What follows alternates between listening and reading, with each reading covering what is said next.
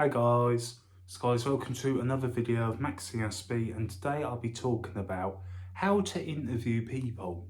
Out of all the job interviews I've done, which is honestly, two people I've interviewed, one of those people got hired, and it was because I believe one of the things that I think that autistic people need, and it's just that little bit of support. And the reason I'm bringing this up is because I recently spoke at the Service Desk Institution show, and a woman asked me, how should I interview an autistic person then? Because sometimes when you go to job interviews, you don't even know that they're autistic because some people disclose it, some people don't. And that can be very tricky if an autistic person isn't disclosing. I have been guilty of that myself. I often go to a job interview and I will let them know at the end that I'm autistic because I want them to get to know me. And I always recommend and have recommended that people got to do what they feel is right, but I like to be judged for who I am before anything else. What I would say to that is this: the answer to that question of how do I interview an autistic person is interview everybody like they have got a condition, like they are autistic, because honestly, the things that a lot of people put in place for autistic people are also friendly for neurotypical people. And one of the examples I used was during Autism Hour, we actually had a lot of neurotypical people say how better it was that, the lights were less bright, that the music was down more and wasn't as loud. Because how many times have we been in a shop and there's that really annoying song that we hate, that we don't want to hear, and we think, oh, I wish they'd turn that down, or you're trying to talk to somebody and you can't because the music's too loud or the lights are too bright. Even neurotypical people go through that, and for a neurodiverse person, that's like times 10 on a different level. So if you make those adjustments when you're interviewing somebody, that you make those adjustments that you'd make for a neurodiverse person, if anything, it's also going to benefit a neurotypical person. So honestly, there's no loss in that way. If it means you have to ask a question twice, or you have to turn the lights a bit down, or you have to make sure that the room is as quiet as it can be, all those things are also going to benefit a neurotypical person.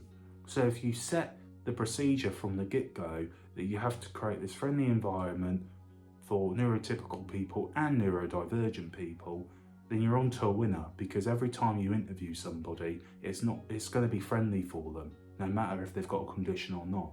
And that would be the real key of how to interview people. And the situation I brought to the woman was, I was sat in a room and I had a young apprentice in front of me, who's watching. If he's watching this, hello, you'll know who you are. And he had real trouble trying to take RAM out of this computer. And I remember being in the room, and I remember being specifically told I couldn't say anything to help. And again, me being me, I could see that he was in the right place, he knew where to go, but he was worried that he was going to break this laptop, and he didn't want to pull on it too much to break it. So I went against what I was told and just said, don't be afraid to break it. It's a spare laptop, it's this is why we're using it, don't be afraid to break it.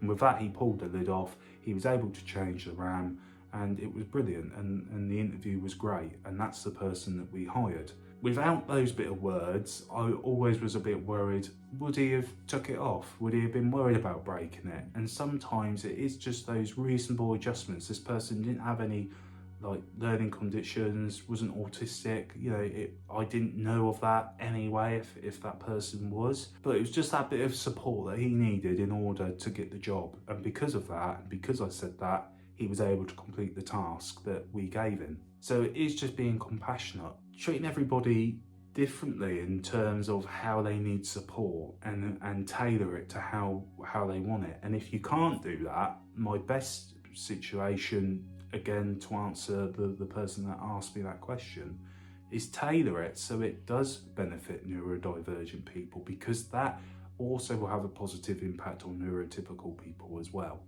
But I am one for saying don't treat everybody the same, tailor things differently, try and help people differently. But if you're in a situation where you think, oh, I'm interviewing this person, I don't know what conditions they've got because I'm scared they haven't disclosed it, then honestly, your best bet is to do it as friendly as you can for neurodivergent people, because it will also benefit neurotypical people as well.